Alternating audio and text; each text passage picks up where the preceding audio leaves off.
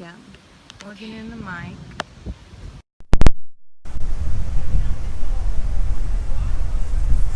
So, who did you meet, or what happened between you and God that made you decide to come out here on this mission trip? Something sparked my interest. I'm not exactly sure what it was, but I've always wanted to travel and explore the world. And I thought, I don't want to just go to work from 8 to 5 every day. I want to actually do something that makes a difference. I read this thing, life is more about building and making differences, not just building a career. And I applied for the Peace Corps. And in the back of my mind, I was a little scared about it because a lot of people I spoke with said maybe you should go on a mission trip for a week and ease on into something rather than dropping everything and going for 2 years. And I thought, that's probably smart because I have debt and everything else. I wouldn't be able to just drop it and go. It'd have to be paid for somehow. And my friend Jessica and her husband have a place up in Ramsey, Michigan. And so she said, you have to come to this Cornerstone Church. It's amazing. She's like, you walk in and it's just alive. And she gets really excited. And there was going to be a speaker there whom I did not realize was going to be a missionary. And Josh Vineyard was the speaker. And I said to Jessica, maybe I should get his card. She's like, do it. So then at the end, I got his card and told him that I applied for the Peace Corps and everything. And he's like, yeah, sometimes we take people just on a trip, anything's possible. And the next day, Alan Winter spoke at Cornerstone Church. I didn't get to meet him, but he's the founder of Frontline Missions, I soon learned. And we saw him speak that Sunday. And then literally, I think a day or two later, I got an email from the Peace Corps that although I was under consideration for Madagascar, they did not have a job for me. And I said to Jessica, well, God just answered my prayer. I have to get a hold of Josh because I need to go on this mission trip. And at first, foolishly, I thought that it was an all expense paid for trip. And then I asked Josh, do I have to raise this money? How does this work? And he said, yeah. He said, but don't let that discourage you. He said, money comes from everywhere. And that was an amazing blessing. And I know I'm probably going way into more detail than what you asked. Talk about how you got your money and how you were worried about it. Okay, so the first thing I did, I asked him for some fundraising ideas. And he said a lot of people will just send letters to their families. So I sent letters. Pastor Elise is being silly over here. And anyway, I wrote letters to basically my close family and friends that would understand and, are more faith-based and have that relationship. Raised some money that way. And then I spoke to Cornerstone Church, which I'll get to that in a minute. I had a fundraiser at my work at a clinic over a lunch hour. I think it was March 31st I had it. It was a Friday afternoon, and I made 20 pounds of sloppy joes and big bags of chips and pickles and had an open donation. That raised, I think, around $700, and I still was getting money routed to me at my department. And then I spoke to Cornerstone Church on March 5th, which was my birthday, and it happened to be 4 days after the founder, Alan Winter, passed away from his stroke in Colombia. And so it was very emotional. I could barely talk to say what I wanted to say. I had so much I wanted to say, and his family was there, and our pastor, Pastor Todd, came up to the front and prayed with us. And I said, well, thank goodness I'm not the only one that's a big baby. And after I prayed, they did an offering, and that raised $1,000 or so. And so I had reached my goal. When they had a memorial for Alan, Heidi, I met her. She prayed with me. I only had $70 to go. Someone snuck a 50 in my hand during that prayer. So it was beyond amazing how God was able to provide and how so many people came together. So anything's possible.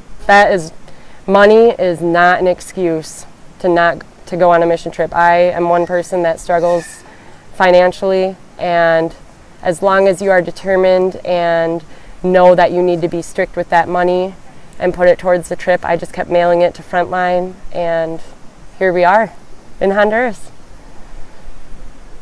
What do you think about the trip so far? Has it been what you expected? Anything cool? I kind of, stick out? to keep myself comforted, because I really enjoy being around family, but I think, and luckily someone I met said that I tend to, it seems like I adapt well to my surroundings, which is nice, but thank you. This morning I had a moment where I teared up a little bit, because I do miss my family, and I wish they were here to experience it with me. But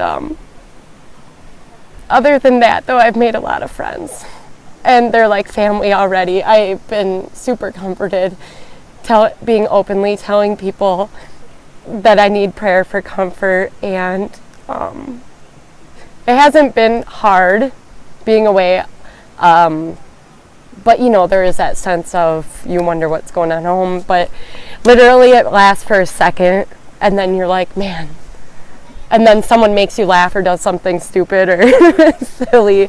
There's a lot of funny people on this trip.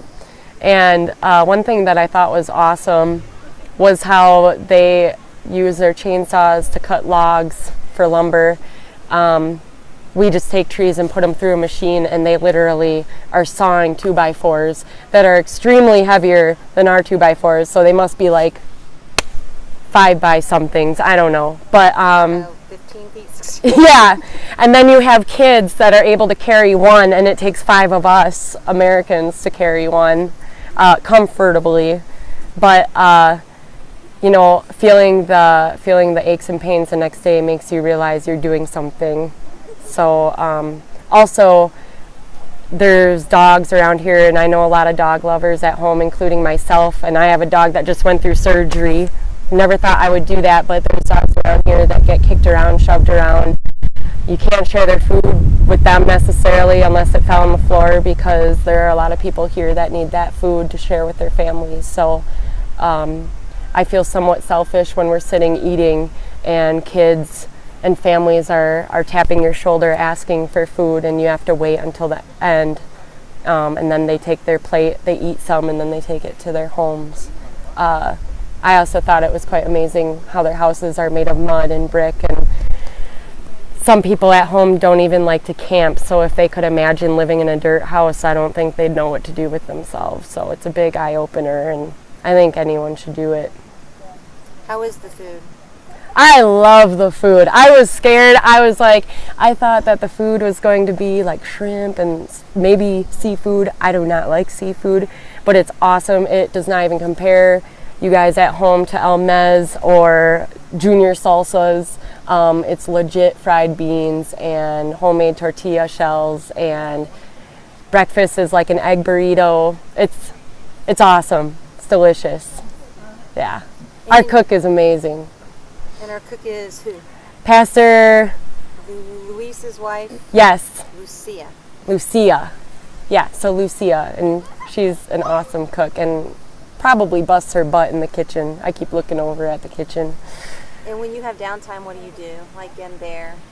I either sleep, because I love sleep, although I've been fortunate enough to be 2 hours ahead back home, so really I'm getting extra sleep probably here, but kind of talk to God and try to get my thoughts out, or I journal, which I've never journaled, so that's beyond my norm. And I'm trying to journal everything that I want to say, but I might start recording myself because I'm not really a writer. It starts to get sore. You're a typer. Yeah, I'm a typist. Yeah, typer.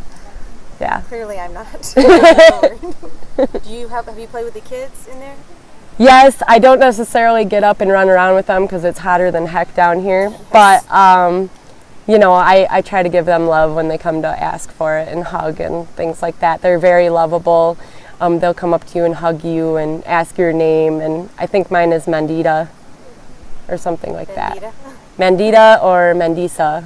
I can't really remember, but at least they're it's sweet. Close. Yeah. Apparently I've been Melinda, and I'm like, no, Brooke. Yeah. No, it's Brooke. Like creek, crick, crook, Brooke. I don't know. So you were hoping to meet Alan, but you didn't get the chance to. Mm-hmm. Which you were really sad about. Just based on seeing the people here, meeting the people here, and hearing what they've had to say about Alan, or just seeing their emotions about it, and just the people on the team that have been coming for decades. Mm-hmm. If you had one word to describe Alan, just based on the stories you hear of him. Charismatic, I would say. It sounds like he was a motivator. He brought a lot of light. It sounds like he was really that extra, like, let's get going. And I probably could have used that, actually, when it comes to getting up in the morning and I hear people starting to get up. I'm just like, oh, give me a cup of coffee and then I'll talk to people. But it sounds like he would have been like, come on, let's go, let's go. I really would have liked to have had him here, but at the same time, he seems to be living through a lot of people, and a lot of people are very encouraging, and it's awesome. And you did hear him speak, though? I heard him speak. I wish I could remember what it was about exactly, but that was when he came back from Colombia, and I remember Pastor Todd was teasing him for his shirt because it was a blue and white, kind of Hawaiian-looking shirt, but it's what he came home in, I think, from Colombia. I wish I could remember what it was about. I'm sure it involved encouragement, and that's probably what boosted me to just go for it. Was hearing him speak? Yeah, him and Josh. It was kind of like God was putting that right in front of me. Like, here's your chance. You want to travel. You want to go make a difference. I'm putting this right in front of you. So there was no way I was gonna not try. And God basically took it from there. And you know, it's amazing because his family knows some people that I know from Phillips and Catawba, Wisconsin, and the fact that there's so many connections, it wasn't coincidence. So. Is there anything else you want to say? Let me know if anyone thinks that I have an accent. Us Northerners, I guess, say no, and we sound Irish, so that's been pretty hilarious because there's a lot of people here from Georgia. It's a good time. I hope to, keep lifelong friendships and keep in touch with everyone and hopefully go on another trip. I'll have to see how I feel at the end of 2 weeks, see if maybe 1 week would be enough, if 2 weeks is perfect, or if I need to do 3. But let's see, it's only day 4, right? Friday, Saturday, Sunday, Monday. Yeah, day 4, and part of me is like, oh man, shower. But then part of me is, can't wait to see what's to come. So. Thank you. Thank you.